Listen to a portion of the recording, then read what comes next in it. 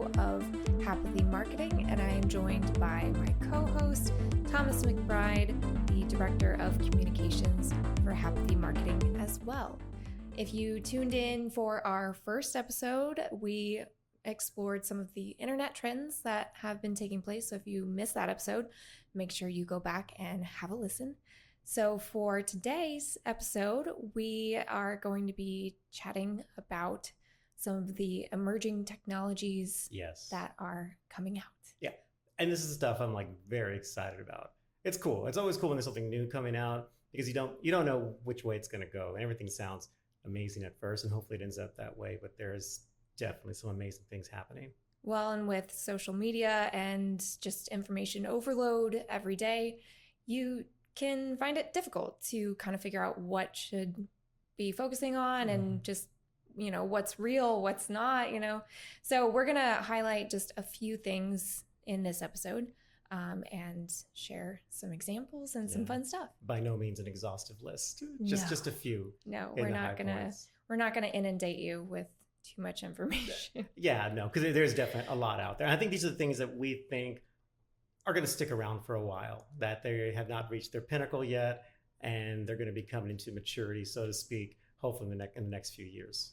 And these are all things that you probably have heard of and have seen examples of. And probably used as well already. Without realizing it. So for the first kind of technology that is in existence that we want to talk about is kind of a combination. They're all kind of in the same realm, but AR or augmented reality, VR, virtual reality, and the metaverse. Yeah.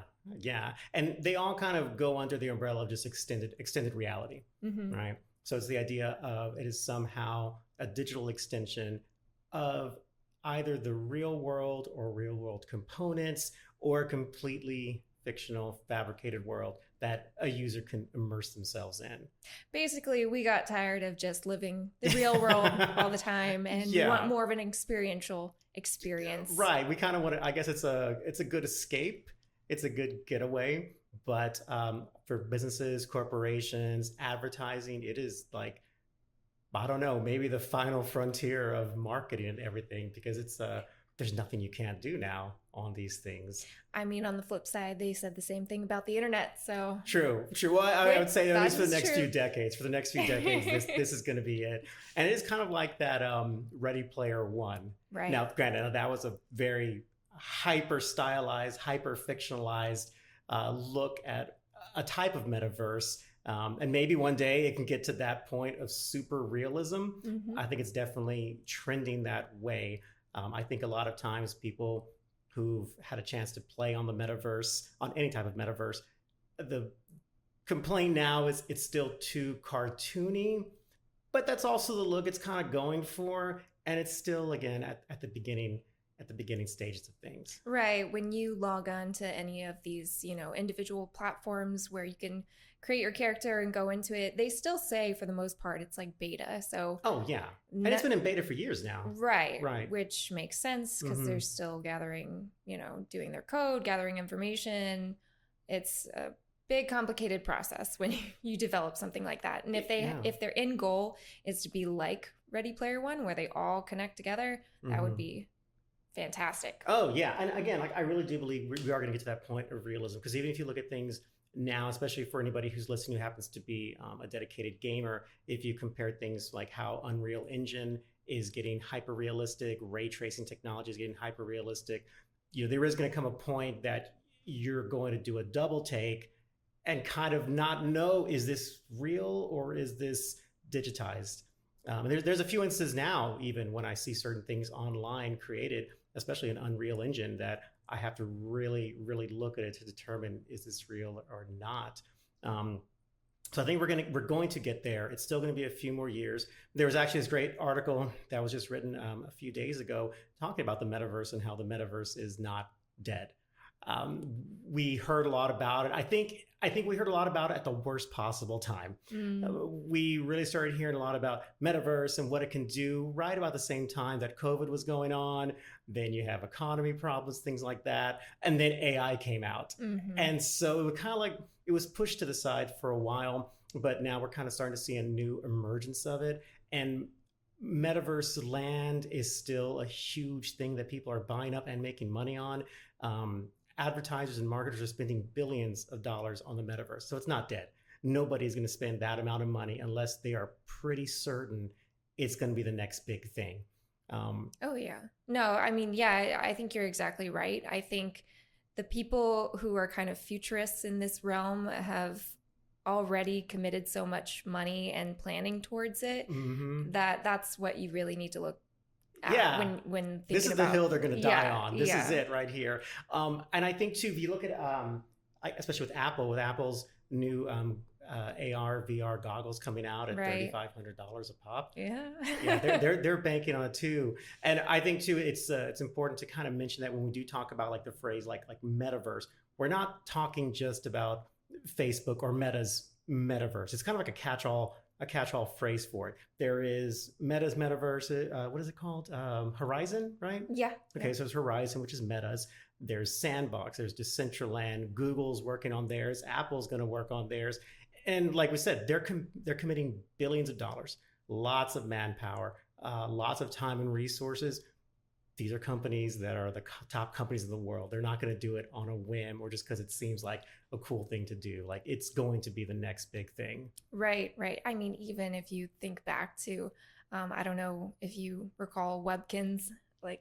I was a little too old when that came out, but I know what you're talking about. Something. I mean, technically, that is its own kind of metaverse too. You can create a character, you can customize it. You're walking around in a world. I mean, games. They already were having concerts on what's it called? Oh, well, it's Sandbox or Decentraland have had huge concerts already that draw millions of people. Fortnite is a type of metaverse too, in a sense. And in fact, a lot of video games where you can interact with other players really can be considered a type of metaverse because there is that interaction, there's that immersion, and there is that connectivity, whether it's through a headset or some type of VR goggles. So I think that's the biggest thing that they're looking at is just how can you make this the most immersive experience as possible? And that's where the virtual reality, augmented reality comes in. And we can even experience augmented reality now. Anybody could really, which is with their phones. You can download certain apps that have an AR component to it, and certain companies are already doing that. You had got a bottle of wine that had a cool AR experience to it. Yeah. They had a QR code, which we all know the emergence of the QR code after COVID, how it made a comeback. But yeah, you just scanned a QR code that would lead you to the app that you would download. And then when you scanned the label through that app, all of a sudden the label came to life, and it's that particular one like sang a song and kind of moved a little bit, but I know there's a couple different, like they can tell you stories, right. I think 19 Crimes was another wine they label. Have a cool one where the little criminal in the background is moving around or says some phrase or something like that. Another marketing tool that we've recently explored as well is that you can send out a postcard to a specified audience, and you can make it into an augmented reality experience for people who receive that postcard. So I really think that there's just a lot more instances in marketing and just, in what do people say? They were like, is print dead? Well, no, this is kind of bringing more life to it. Right, exactly. Which is what we're all about at Happithy, is combining traditional marketing tools with more innovative tools and making something brand new. Right. And that's why these new technologies are so wonderful, because you do get that new extension, that new reach that you've never had before. So yeah, I do think people should pay attention to metaverse, AR, VR. It's going to be the future, and they're already training your kids to kind of be on that. And that's the generation they're going after. Yeah. I think we're all in training wheels right now. Yeah, exactly. And I think too, when you do talk to some people about metaverse and AR and stuff like that, when I've talked to some people and they're very pessimistic about it, I also have to stop and look at their age, right? I know it sounds terrible, but it's the truth. The fact is, like, every generation thinks whatever they have is the pinnacle. Like, it doesn't get better than this. Don't mess with it. Don't change it up. So when I talk to certain people like 35 and over, a good majority of them can't see the point, don't think they'll ever use it. And then I have to remind them, I don't think they're building this for you. They're building this for these kids who will be the emerging economy 5 years, 10 years from now. But I think that's an every generation type of marketing approach. Social media wasn't built for a particular generation when it came out. But even now, social media is now being primarily used by an older audience. Right. You talk to a younger audience and they really don't so much care as for Facebook as they do for like TikTok, for example. So it's a generational thing. And this is going to be what the next generation, I really believe, is going to be fully immersed in. And so I do think too that marketing companies need to pay attention to that, because that generation will get older very, very quickly. They will start graduating college. They will start having money and funds to spend on products and ideas and brands. So start now before it's too late, kind of thing. Yeah, exactly. And it's all about planning ahead, which is all about marketing and all that jazz. Exactly. What else you got? So we also wanted to talk about the big buzzword of our time of the most recent year is AI. Or artificial intelligence. Right. It's everywhere. I mean, I don't even think we really have to even explain too much, because I think everybody has this a cursory knowledge. I think we could have an entire episode devoted to the actual technology and mechanics of language learning models and things of that nature. But I think at this point, everybody has a general idea of what AI is, but I don't think most people know how to use it properly yet. I think it's a very cursory thing, like, oh, look, I can make a post with it. Okay, that's cute, that's cool, but that's not revolutionary. Right. But there are revolutionary things coming with AI that people don't realize. And I think a lot of those things are going to be fantastic. They're going to reshape our world in ways we don't realize, but there is going to be some major drawbacks too. There will be a lot of jobs impacted because of the emergence of AI. There's going to be a lot of jobs completely lost and not needed anymore because of AI. So I think people need to pay attention to that as well.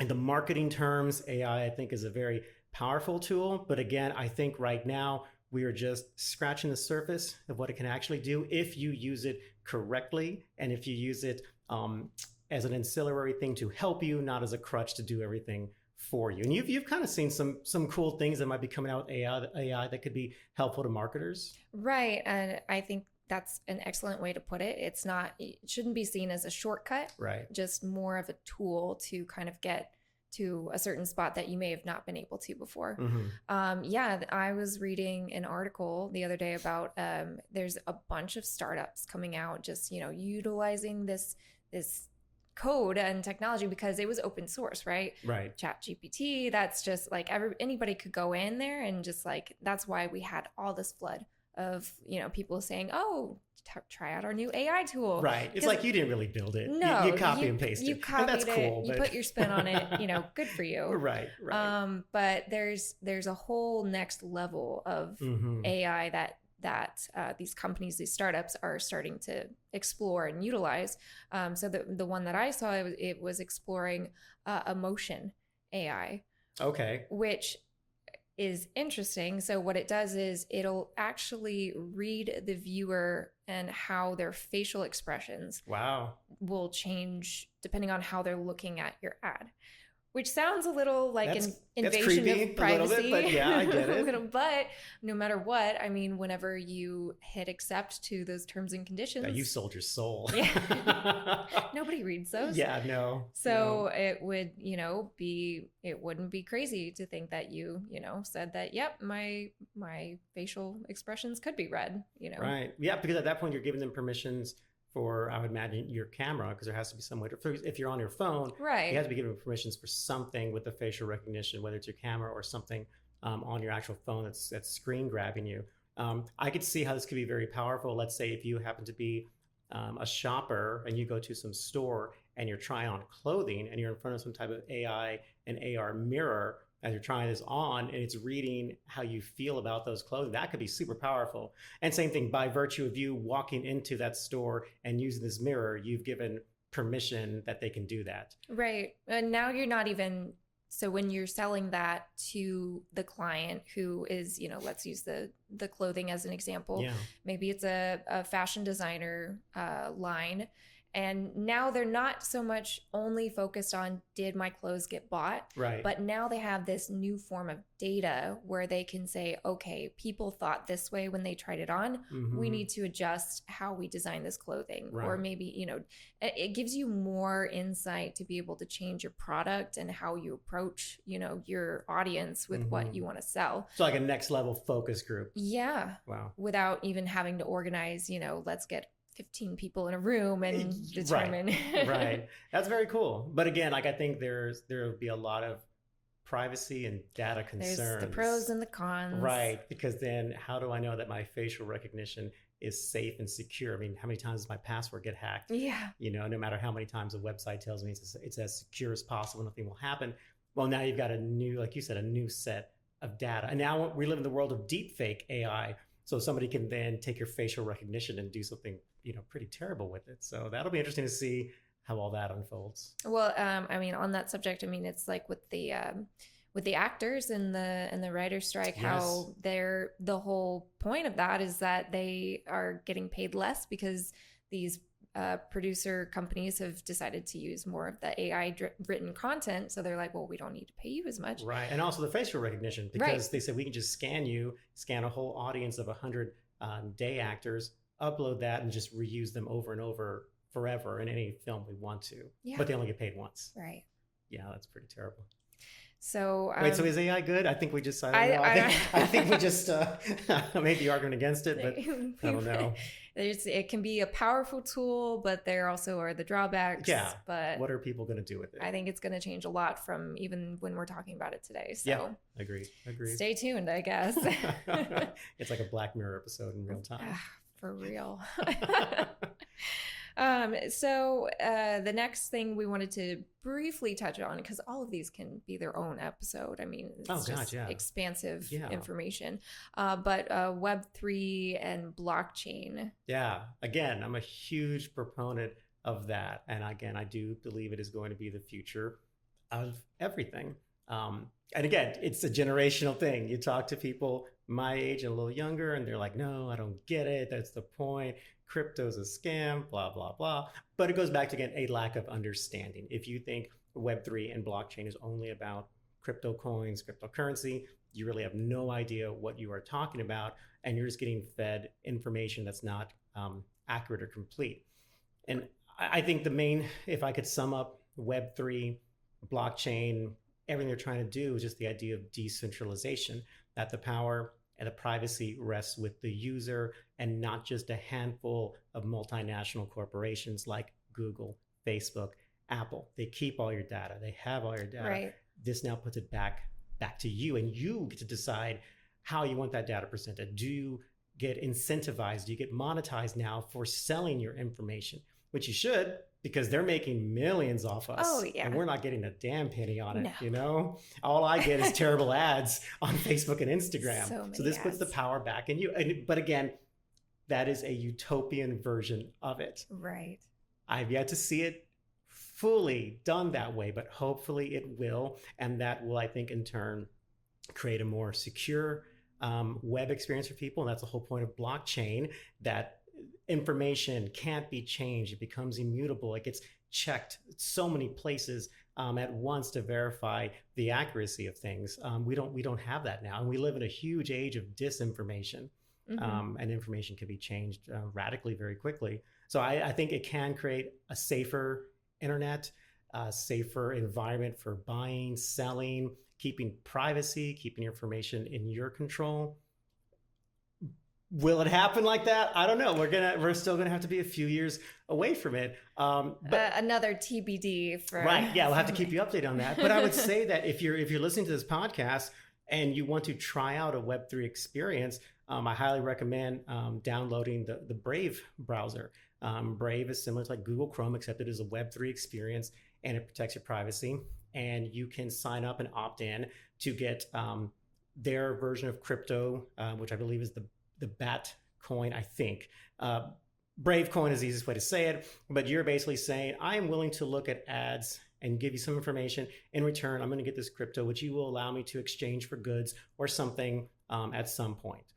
So there is that kind of buy-in that users have with that.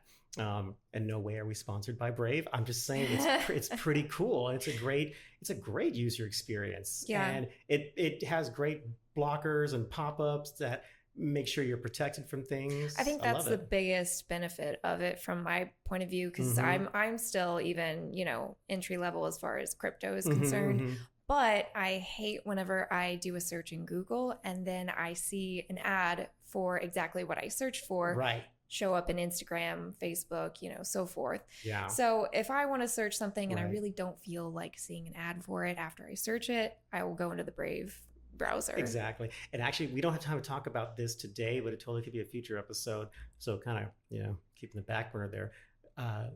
Google and some other companies, again, I think they are seeing the trend towards Web3 or what a Web3 democracy can be. So they are trying to come up with what they call the cookieless future of web, meaning no more cookies saved. Oh. But they're still going to have to find a way to monetize. So if you're going to replace cookies with something else, it's still the same thing with a different title. So True. It's a very new thing I was just reading about. I do think we should touch upon it later on. I am curious what this cookieless future that Google is concocting right now. Yeah, put a pin in that. Yeah, we'd have to talk about that. Or look it up yourselves. Hey, man, get ahead of us. Yeah. There's just so much being developed. Yeah. So that was a brief touch point on crypto and Web3. The last thing we wanted to touch base on was just gamification. Yes. And do you want to explain a little bit of what that is? Gamification, the easiest way I can explain it is when a business or brand can somehow incentivize their audience to go ahead and you're rewarding them for using your good service or product. So kind of like Starbucks and simplest stars. way to look at it. Yeah. So you go spend $1,000 at Starbucks and you get a free tea. It feels like that, but that in a sense is it. You get a little star every single time you go. You are working towards a goal, and it's the idea of trying to get you to come back over and over again. That's a simple version of gamification. If you happen to be somebody who is a gamer, whether it's like PlayStation, Xbox, or on a computer game, gamification is everything, because it's no longer good enough just to play the game. You want to be rewarded for something. So you go and slay 1,000 dragons on some game and you get a little platinum shiny star that all of your followers can see and say, wow, this guy's really great at this game. Doesn't really do anything in real life, but gamification absolutely taps into the psychology of being rewarded. And everybody wants to be rewarded for something, even if it's something trivial. Right. It ignites something in your brain and you start feeling good about it. And then you want to get the next reward, the next level.